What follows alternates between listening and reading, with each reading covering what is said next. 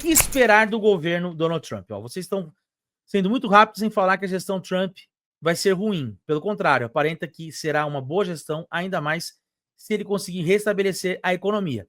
Beleza, Oda, mas vamos lá. Como é que ele está pretendendo restaurar a economia? O plano econômico dele é basicamente o seguinte: ele vai estender cortes de impostos sobre hora extra, cortes de imposto sobre gorjeta, e ele vai fazer corte de gastos para empresários de grandes empresas e tal, manter o projeto dele, que foi aprovado lá em 2017, de corte de gastos para os setores mais ricos, mas também para alguns setores da economia média. Só que ele tem um orçamento gigantesco para levar adiante. Como é que ele iria compor parte desse orçamento que viria com os cortes de impostos? Ele aposta nas tarifas.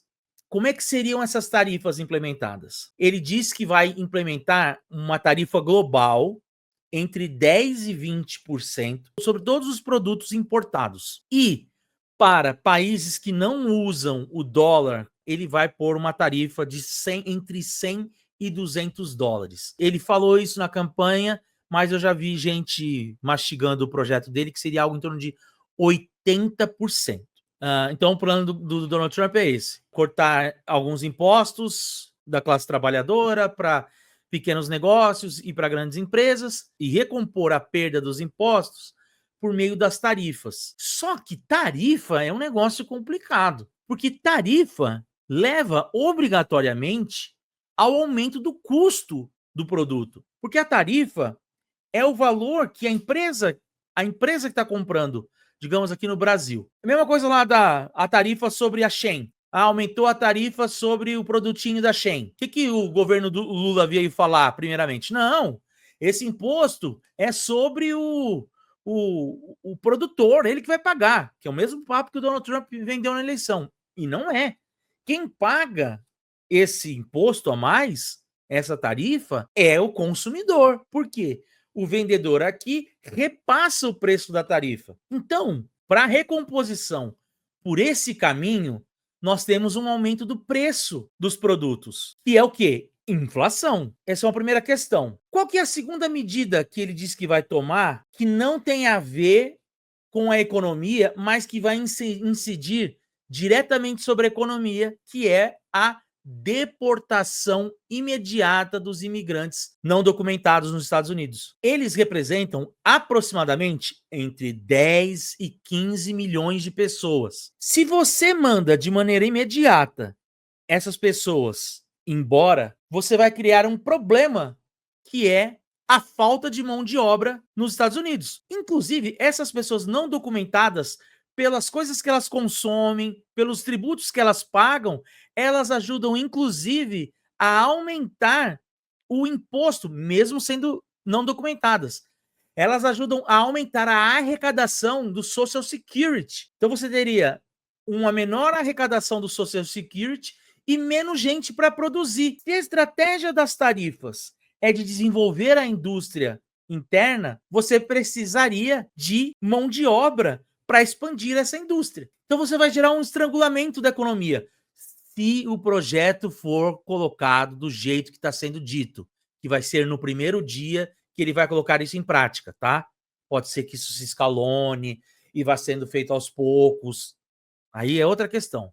Falando na maneira como o Trump propõe a implementação. Então você tem lá um aumento de tarifas que exigiria a expansão da produção interna, mas você tem a falta de mão de obra interna que seria necessária para expandir a produção, junto com um aumento de inflação, que vai ser gerado pelas duas coisas.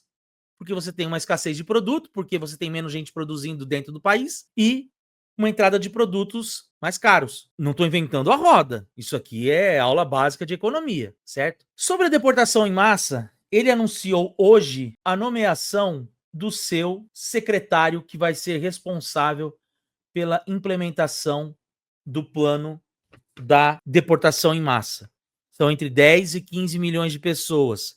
Só que tem um dado interessante. 1 em cada 15 famílias tem situação mista de legalidade. O que isso quer dizer?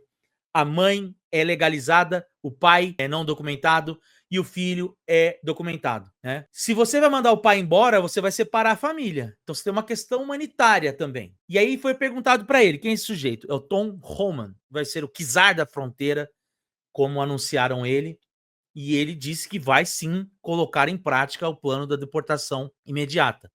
E ele foi perguntado ao longo da campanha, como é que você faz para não separar as famílias? E ele respondeu, simples, deporta a família inteira.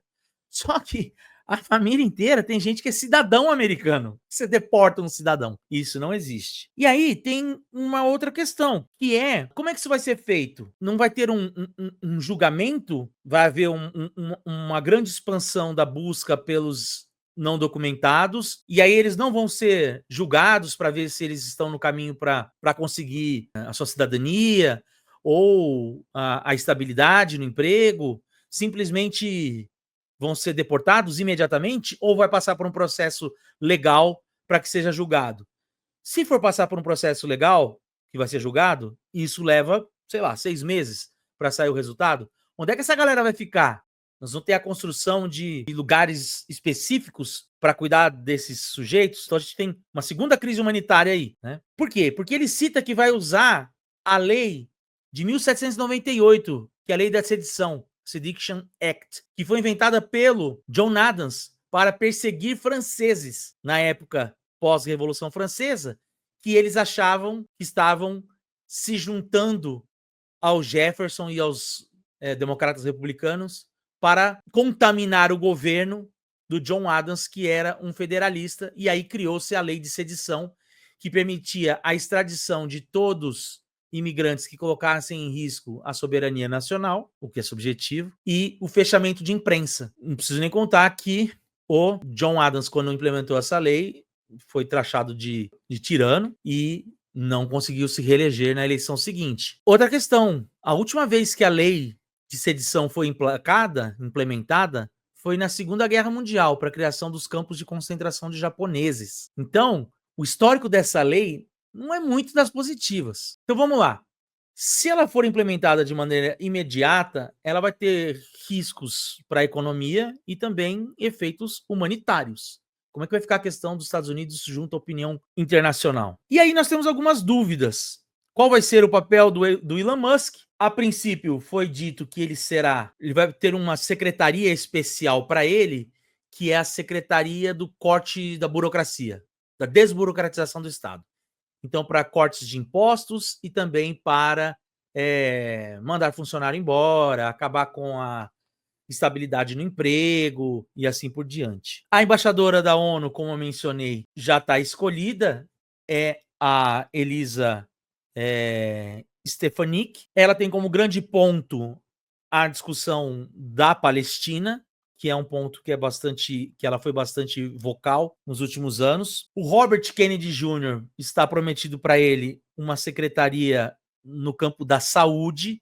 Não se sabe se na Secretaria da Saúde mesmo ou da Secretaria da Saúde da Mulher. De todas as indicações, essa daqui eu acho da mais bizarra, porque ele vai para a Secretaria da Saúde e ele acredita que vacina não funciona e que flúor na água também serve só para as pessoas ficarem com menos vontade de trabalhar. E agora, antes de entrar na live, foi nomeado o responsável pela condução do meio ambiente, que é o Lee Zeldin. Ele é um deputado de Nova York, republicano, já não é atualmente, né, mas ele já foi. E aí eu fui atrás do histórico dele com relação a pautas do meio ambiente. Ele é alguém envolvido com a questão do meio ambiente, mas não é um ativista do meio ambiente. Ele, por exemplo, lutou pela regulamentação de uma lei federal que falava sobre o despejo de detritos em Nova York, e ele também já participou de outras câmaras de decisão de meio ambiente.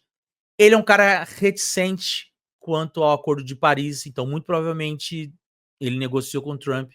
Os Estados Unidos vão sair do Acordo de Paris. Porém, pelo que eu apurei, ele é um cara que faz um meio termo. Ele é um cara que está preocupado com o desenvolvimento econômico, mas ele não é um negacionista do clima. Ele não é alguém que vai passar boiada, se é que vocês me entendem. Inclusive, no seu tweet, ele falou: vamos cuidar da qualidade do ar e da qualidade da água, porém expandindo a nossa indústria automotiva e a capacidade energética, seja drill, baby drill. É isso. Secretário de Estado a gente ainda não tem, a gente sabe que o Vivek Ramaswamy e o Marco Rubio estão entre os nomes. Eu preferia o Marco Rubio, apesar dos pesares, do que o Vivek Ramaswamy para ser secretário de Estado do Trump, porque assim como eles e Stefanik, eles não foram trumpistas de primeira hora, eles viraram trumpista com o tempo, mas eles foram independentes durante um bom tempo. Já o Vivek Ramaswamy, ele é trumpista 100% até o talo. Agora, uma das questões que eu achei muito interessante foi o tweet do Don Jr. ontem, falando: faremos o máximo possível para que os neoconservadores passem bem longe desse governo. Ou seja, aquela percepção de que o partido de Donald Trump é uma coisa diferente do partido do Ronald Reagan faz todo sentido. O Donald Trump não é o Ronald Reagan, e o partido que o Ronald Reagan criou a partir de 1976 não existe mais. O que existe é um novo partido republicano, muito mais centrado nessa visão protecionista, uma visão nativista, menos intervencionista de Estado. Você acabou de ver um corte da Imperial Live, a live imperialista do canal do Sorrilha, que vai ao ar toda segunda-feira, 8 horas da noite. E se você gostou do conteúdo, considere se transformar em membro apoiador do canal para participar de camarote nas lives, além de várias outras vantagens que você vai ter acesso. Já deixe um like no vídeo, se inscreva no canal caso não seja inscrito, caso não seja inscrita. Nos vemos na próxima. See ya!